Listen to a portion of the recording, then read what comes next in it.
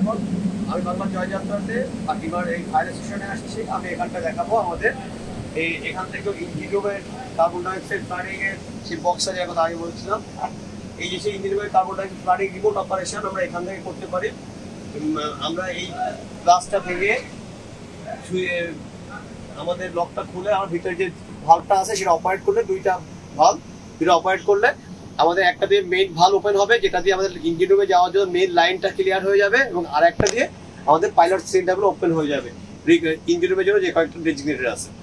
ওকে, এখানটাতে আর কি কি আছে আমি একটু জাস্ট ব্রিফ করে যাই। এখানটা আমাদের কুইক ক্লোজিং ভালভ রিমোট অপারেশনের যে ভালভগুলো আছে সেটা এটার মধ্যে আছে। আমরা এখানটা থেকে ভালভগুলো দেখতে পাচ্ছি, এখানে বিভিন্ন ট্যাঙ্ক ওয়াইজ ভালভগুলো, আমরা যেখান থেকে কুইক ক্লোজিং ভালভ ফায়ার লাগলে আমরা এগুলো কাট অফ করে দিতে পারি, এটা দেখা যাচ্ছে।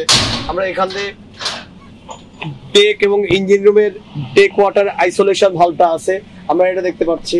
আমরা এখান থেকে আমাদের রিপিটার প্যানেল আছে, আমাদের ফায়ার ডিটেক্টর, ওয়াটার মিস্ট কন্ট্রোলের এরকম ডিটেক্টরের রিপিটার প্যানেলগুলো আছে। আর এই পাশটাতে আসছি যে আমরা এখান থেকেই কখনো যদি কোথাও ফায়ার লাগে সেক্ষেত্রে কি করতে পারি, যে ব্লোয়ার ড্যাম্পার গুলো অপারেট ক্লোজ করে দেবে সেটা সেই এগুলো আছে, সুইচ বক্স গুলো আছে। এবং এখানটাতে আমাদের আছে আমরা রিমোট থেকে কিভাবে emergency fire pump, fire and GS pump deck ওয়াটারের জন্য অপারেট করতে পারি, সেই ফায়ার কন্ট্রোল বক্স গুলো এখানটায়, সার্কিট ব্রেকার গুলো এখানটাতে আছে। আর আমরা এখানটা থেকে যখন আমরা রিমোট ইঞ্জিন রুমের ফায়ার টাইম এক্সটিংগুইশ করতে যাবো এখান থেকে, সেই ক্ষেত্রে আমরা রিমোট থেকে রিমোট অপারেশনের মাধ্যমে আমরা যে ইঞ্জিন রুমের ব্লোয়ারের ফায়ার ড্যাম্পার বা ফায়ার ড্যাম্পার গুলো অপারেট করতে পারি, সেই সুইচ ইয়েগুলো ভালভগুলো এখানটাতে আছে।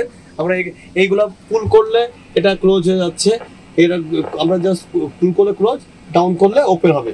এইভাবে আমরা নর্মালি এই ফায়ার স্টেশন থেকে আমাদের নর্মাল ফায়ারটাকে আমরা এক্সটিংগুইশ করার জন্য ফায়ার করতে পারি। Thank you.